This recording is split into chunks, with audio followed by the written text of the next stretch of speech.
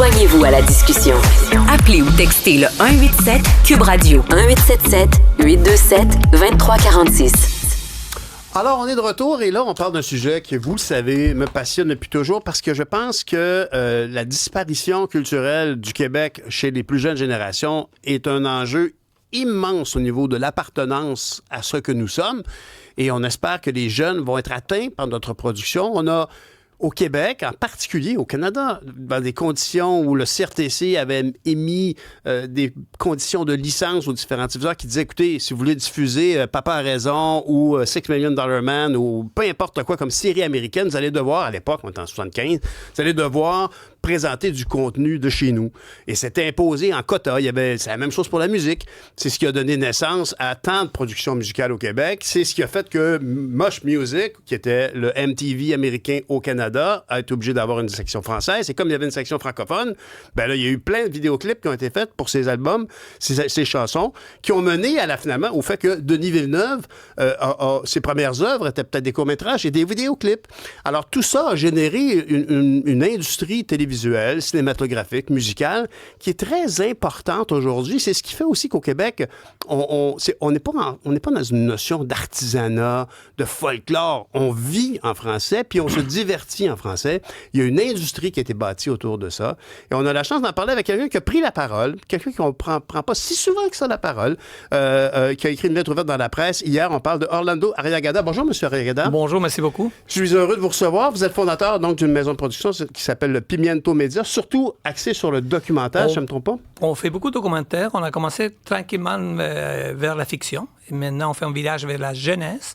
Mais les temps sont durs. C'est difficile. C'est ça, hein? Écoutez, je dis qu'on vous entend moins souvent parce que votre production est peut-être moins comme connue du grand public. Mais ultimement, tous les outils de travail, vous bénéficiez de ces fenêtres de diffusion puis de ces soutiens à la production. Et vous avez l'impression que le tapis vous glisse sous les pieds actuellement. Effectivement, aujourd'hui, je dirais, après peut-être les gels de la part du gouvernement fédéral en premier, je dirais, l'inaction, quand même, je trouve qu'ils manque de vision de l'ensemble de l'industrie. Parce qu'il y en a les syndicats qui défendent qui tirent la couverture de son côté, les associations des producteurs, par exemple, qui tirent la couverture de son côté, et nous, les petits producteurs, qui on est partis aussi de cette industrie-là, qui malgré tout, c'est une industrie assez importante, avec des milliards de dollars, je dirais presque l'équivalent à l'industrie de l'aérospatiale, en chiffre d'affaires. C'est quelque chose d'important. On n'y songe pas, mais effectivement, c'est très important au niveau financier. Les tournages, la production, l'exportation de nos contenus et aussi les emplois, parce qu'il y en a beaucoup d'emplois. Donc, on voit depuis, je dirais, une couple d'années, la diminution des financements, parce que il faut dire que le financement de la production locale est fait à partir des redevances qui donnent les câbleaux distributeurs. Ils sont obligés à donner 5% de son chiffre d'affaires, qui fait un pot qui permet d'avoir la production locale. Ouais. Parce que le CRTC est réglementé qu'entre 19h et 11h, c'est juste la production canadienne au Québécois qui doit être en onde. Donc, quand sont arrivés les gens du web, premièrement, ils ne participent pas.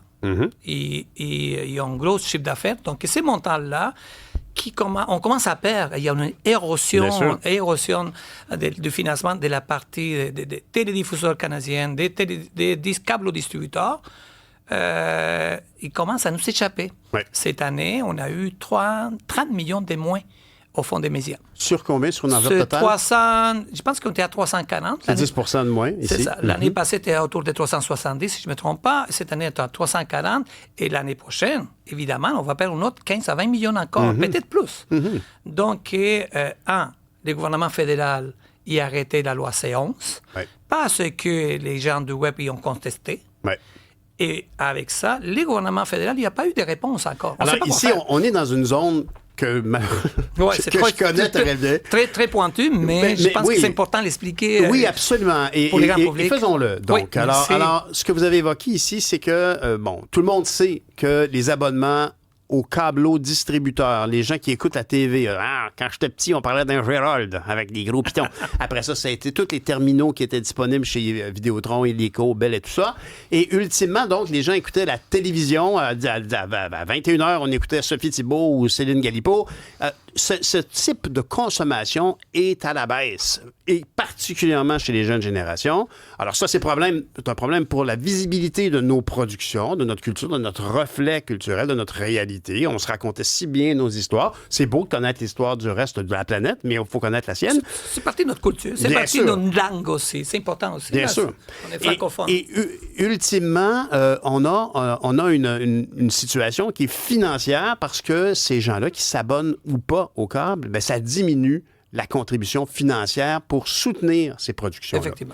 Alors, quand vous évoquez la loi C11, c'est cette loi qui imposait, qui mettait à jour finalement. Là, quand on a encadré nos radiodiffuseurs, nos télédiffuseurs pour du contenu, bien, il fallait aussi donc dire, bien, cette mesure qui favorisait notre contenu, il doit être appliqué aux nouveaux médiums que les gens utilisent, et ça n'a jamais été fait. Et Non. moi, j'étais à la Chambre des communes il y a 12 ans, je parlais de ça. Ça n'a jamais été fait.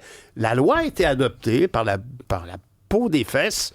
Ça fait 300 d'études, parce ça. que, évidemment, les conservateurs, je dis évidemment, mais les conservateurs se sont opposés plusieurs fois.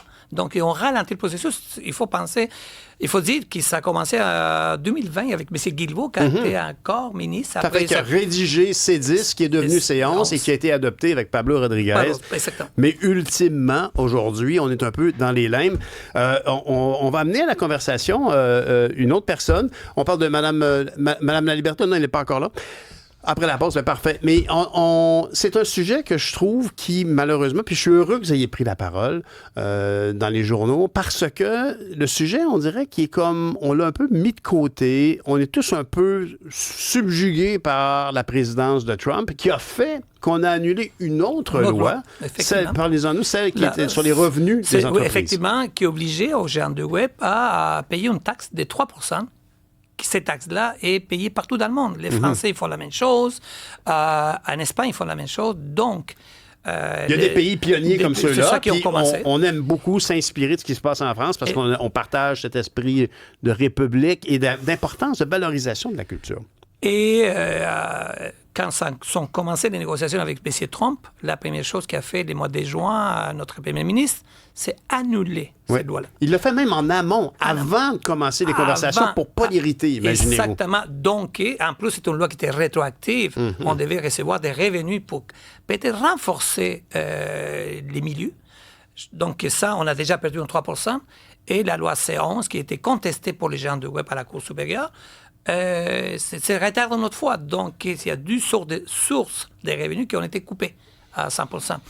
Et c'est un peu, qu'est-ce que j'ai dit, c'est la manque de vision et la manque aussi de travailler ensemble. Parce que je pense que le gouvernement provincial est beaucoup plus agile, et a été beaucoup plus agile. Je dirais que le Québec, depuis ses débuts au niveau de la culture, était beaucoup plus agile. Bien sûr. Même, qu'est-ce qui me surprend beaucoup, parce que j'ai appris ce concept-là en arrivant au Québec, c'est ce qu'on appelle un choix des sociétés. Même les libéraux, les caquistes aujourd'hui, et même les partis québécois, ils ont tout le temps travaillé ensemble. Chaque gouvernement, ils ont mis un petit pilier, on a augmenté cette base qui était construite pour que notre culture soit forte et soit défendue. Tout à fait. Donc, et votre rapport, depuis combien de temps êtes-vous au Québec? 30 ans. Bien, je vous félicite parce que, justement, l'apport des gens qui arrivent d'ailleurs puis qui voient la chance qu'on a d'avoir un microphone. Exactement. Si on compare la population du Québec avec celle du Michigan, qui est identique, est-ce qu'au Michigan, on a autant de figures de proue locales qui prennent la parole dans les médias puis qui inspirent? Non. On est très chanceux au Québec d'avoir à ce point-là une représentation. Et d'ailleurs, j'aimerais parler de cette distinction québécoise avec une autre personne, donc la présidente du conseil du côté Québec de la Guilde canadienne des réalisateurs, Michèle Laliberté. Bonjour, Mme Laliberté. Bonjour, bonjour. Bonjour, dites-moi, est-ce que vous vivez ça du côté parce que la Guilde canadienne des réalisateurs, c'est l'équivalent, ou en tout cas, c'est un autre niveau que la RRQ, mais vous avez une conversation, un forum pan-canadien. Moi, j'ai eu l'impression que partout au Canada, cette question-là, au niveau des producteurs, des réalisateurs, était très importante, mais c'était moins, comme le disait M. Arriagada, c'est moins porté par toute la société. C'est un enjeu niché du côté de la production télévisuelle. La Guilde est vraiment, au niveau canadien, impliquée beaucoup au niveau de toute cette question de loi C11 et est vraiment impliquée dans les conversations. Il y a plusieurs, en fait, le contenu canadien, les productions canadiennes, que ce soit des séries ou des films en langue anglaise, sont portés par nos conseils du côté de l'Ontario, Manitoba, la Saskatchewan, le Colombie-Britannique. Mais c'est sûr qu'au Québec, il y a une particularité au niveau de la langue, au niveau du contenu qui est aussi vraiment spécifique. Puis on a beaucoup de créateurs qui sont reconnus mondialement. C'est aussi le cas au Canada. On a de très bons réalisateurs, concepteurs visuels qui sont reconnus mondialement, mais c'est sûr que la Guilde essaie de soutenir cette cause-là au travers le Canada, mais nous, particulièrement ici au Québec, là, moi, je suis principalement centrée sur ce qui se passe avec nos membres ici au Québec. Et est-ce que vous partagez un peu cette impression qu'on a ici, là, qu'on est comme dans une période de flou relativement à la mise, en fait, l'abandon de la loi fiscale, qui était C5? C59. C59. Alors, ici, on a abandonné donc cette façon d'impôt, cette loi qui imposait une perception de droit de 3 sur les profits des GAFAM. Bon, ça, on a comme mis ça, on a oublié ça pour pas fâcher M. Trump, mais C11 est dans les limbes au niveau actuellement du cours. Et je rappelle à tout le monde, quand on parle de C11, c'est anciennement la loi qu'on appelait C10, qui imposait grossièrement des quotas à tout le monde. Si on est un nouveau joueur digital, ben il doit faire sa part pour donner de la visibilité à la culture locale, la financer aussi. Est-ce qu'il y a un marasme? Est-ce que vous sentez le même marasme du côté des réalisateurs au Canada, au Québec? Absolument. Absolument. C'est vraiment essentiel que cette loi-là soit mise de l'avant, soutenue et portée par nos dirigeants. Là, je pense que au niveau de la création d'emplois, du soutien, du maintien des talents qui sont ici, de la rétention, en fait, de notre potentiel, de nos créateurs à Montréal, au Québec, au Canada. C'est vraiment essentiel de leur donner les moyens ici, là, de diffuser, d'être vus, d'être connus à l'étranger. C'est des plateformes qui permettent ça, qui ont accès à des ressources financières par nos subventions, par nos cotisations mensuelles, nos abonnements, tout ça. Mais que le retour se fasse. Ça se fait dans d'autres pays, d'ailleurs, ça fonctionne très bien ailleurs. Oui, ça fonctionne très bien.